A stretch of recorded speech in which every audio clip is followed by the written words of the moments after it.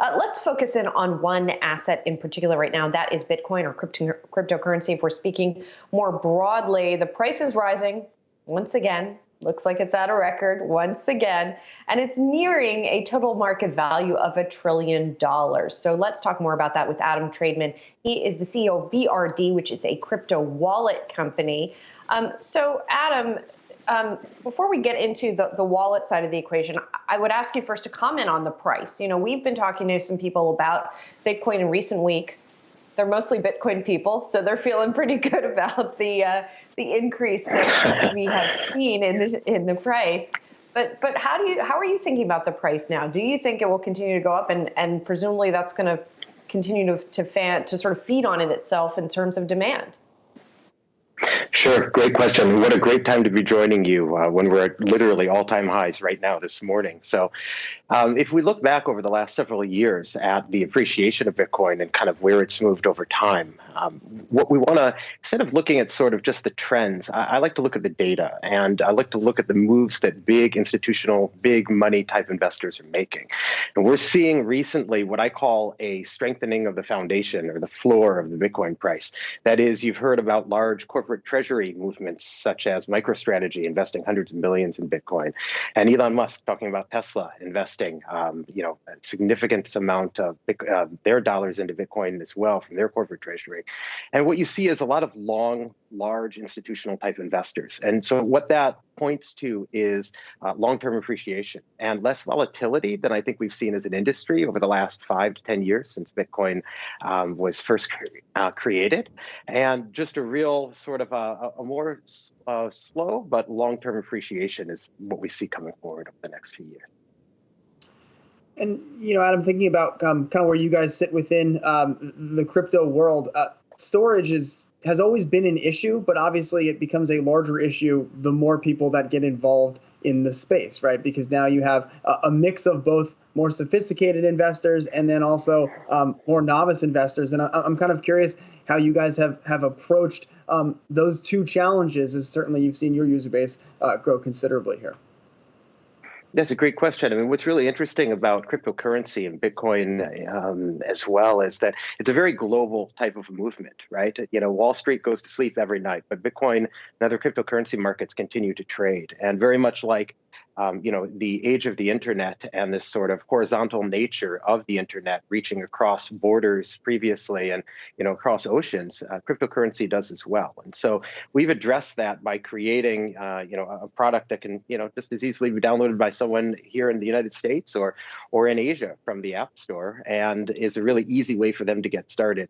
What we decided is that there's a lot of trepidation around new assets. We're used to dealing with banks. We're not used to dealing with mobile apps to invest. We might use a mobile app to pay someone to share a bill or to share an Uber ride, something of that sort. But to put tens of thousands of dollars into an investment through your phone is not something that historically has been as well accepted. And so the challenge, I think, part of the challenge for the cryptocurrency industry has been making investing in Bitcoin easy, accessible, and to sort of engender a feeling of trust and safety for these new investors. That's what we've focused on at BRD. And then, Adam, related to that, I think everybody outside the crypto world read with much amusement that story in the Times, I guess it was like maybe 6 weeks ago, about people who've lost hundreds of millions of dollars worth of crypto because they forgot the password and so forth. And I'm curious what you, being in the industry and in the storage space, make of those stories, and how you kind of maybe think about dispelling the misconception that you have to write down your password on paper, otherwise it's kind of gone forever. Well, what a great question. You probably don't realize it, but you're asking actually about the genesis of our entire company and product was that the co-founder, my friend of the company, lost about 80 Bitcoins due to a situation exactly as you described. That money was lost about 6 years ago, and it is truly gone for good. These days, with the advent of things like iCloud backup and Google Cloud and things of that sort, it's a lot easier for folks to be able to securely store what we call a private key, which is basically that password that you referred to. So these days, the evolution of modern mobile wallets like ours has been just to make it a lot safer, because we always forget our passwords sometimes, right? And we have to plan accordingly. Adam, what's the evolution of your platform look like? What new services are you working on? Yeah, it's a great question. So, what we aim to do from the beginning is to make cryptocurrency more accessible and just easier for the average, new retail investor to get involved no matter where they sit in the world. But as gains start to be made and as people start to make these investments, they're looking at what can they do with that cryptocurrency. And so there are, a variety of places to go from there. And I guess the best analogy is to think about, what do you use your current bank account for?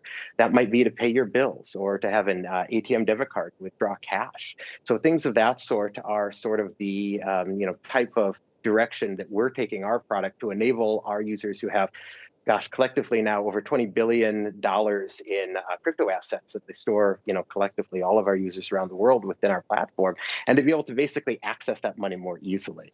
As people start to realize gains and whatnot, they want access to that money and they want to do things with it. So, we're looking at paths to make that easier. And that answers part of my other question, which is to take a step back of all the different ways to acquire cryptocurrencies at this point. There are various exchanges. We've been talking a lot about Robinhood. There are ways to buy crypto instruments on Robinhood or a Coinbase, for example. What's the difference between those and a wallet, say, and the advantages of each of the different methods? That's a really good question, and I could probably talk about it for a lot longer than we have. But I think the simple way to boil it down is to say, you're going to find, just like working with a different investment bank in order to buy a stock or a mutual fund, you're going to find different fees. You're going to find just different sort of ease of use and simplicity of accessibility.